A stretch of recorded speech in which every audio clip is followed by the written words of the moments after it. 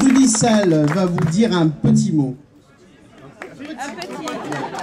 On a dit 3 quarts d'heure. 3 quarts d'heure, c'est bon. Bien, mes chers amis, mon cher Christian, mon cher Pierre-Paul, ma chère Denise et mes chers collègues qui sont nombreux ici aujourd'hui.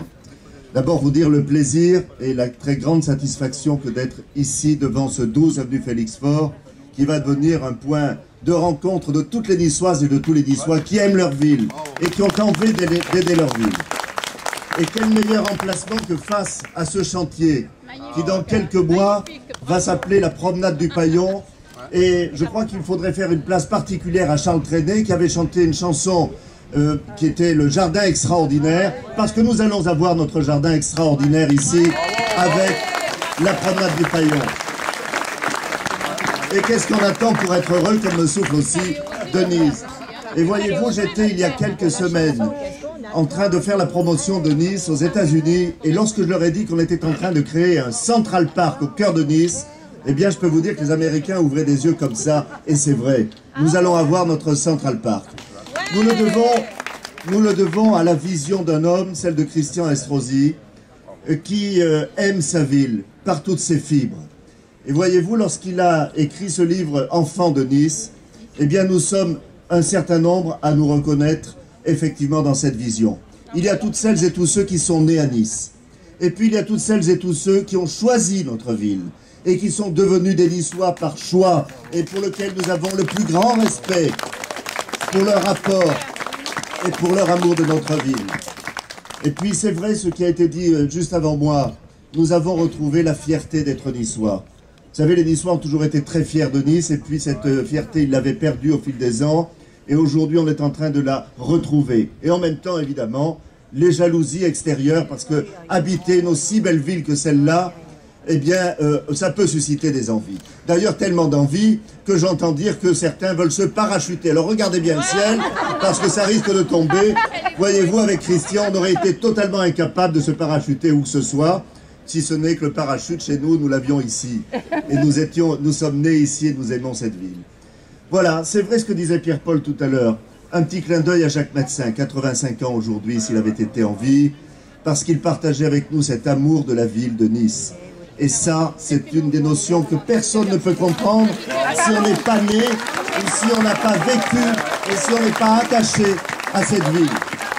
Alors, je ne vais pas faire le catalogue de tout ce qui a été fait depuis 5 ans, parce que je pense que Christian le fera, et puis parce que vous en êtes tous les témoins. Mais en tout cas, ce qui se passe ici est extraordinaire et formidable. Alors, Pierre-Paul disait aussi tout à l'heure, c'est un triste anniversaire. Premier anniversaire d'un nouveau président de la République. Voyez-vous, mes chers amis, moi, je voudrais vous faire un peu sourire, parce que la période n'est quand même pas à la rigolade aujourd'hui. Alors, lorsqu'on vous parlait de Mitterrand, certains l'appelaient tonton, d'autres l'appelaient le Sphinx. À la télévision, tous les soirs, nous avions droit aussi au Bébé Show avec Dieu.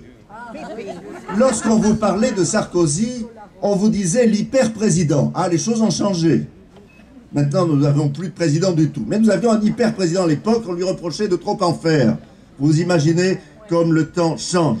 Alors maintenant, si je vous dis culbuto, pépère, flamby, monsieur bricolage, l'édredon. Mais attendez, il y a ses amis qui lui ont donné aussi des surnoms extraordinaires. Fraise Flagada, Laurent Fabius, Guimauve le Conquérant.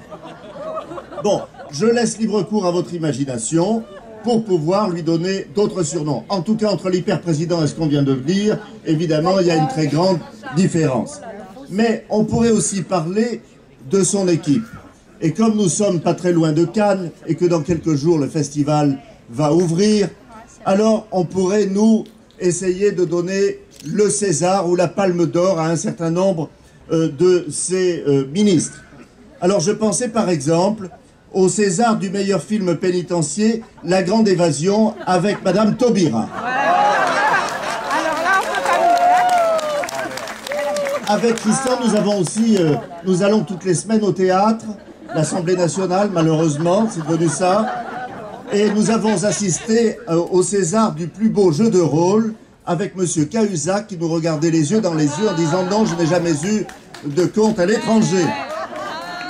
Bon, le César du plus beau jeu de mime avec Jean-Marc Ayrault. Le César pour le meilleur faux espoir féminin, et qui le restera d'ailleurs, à Ségolène Royal. Le César du meilleur film catastrophe. Alors, retenez bien le titre. Y a-t-il encore un capitaine sur le pédalo avec François Hollande? Le César du meilleur film fantastique, L'Homme Invisible avec Harlem Désir. Le César de la meilleure comédie pour Sans briques t'as plus rien ou Ali Baba et les 40 voleurs avec Cahuzac. Voilà. Bon, je ne reviendrai pas sur les discours sur la République exemplaire et un certain nombre de choses de cet ordre. Je voudrais tout de même vous rappeler que sur la justice, parce qu'on se plaint beaucoup aujourd'hui du fonctionnement de la justice avec Mme Taubira, mais avec Christian qui avons bien connu tout ça depuis longtemps, il y avait un autre ministre socialiste qui s'appelait Arpaillange. Je ne sais pas si vous en souvenez, M. Arpaillange, on disait que Saint-Louis rendait la justice sous un chêne et qu'Arpaillange la rendait comme un gland. Les choses n'ont pas changé.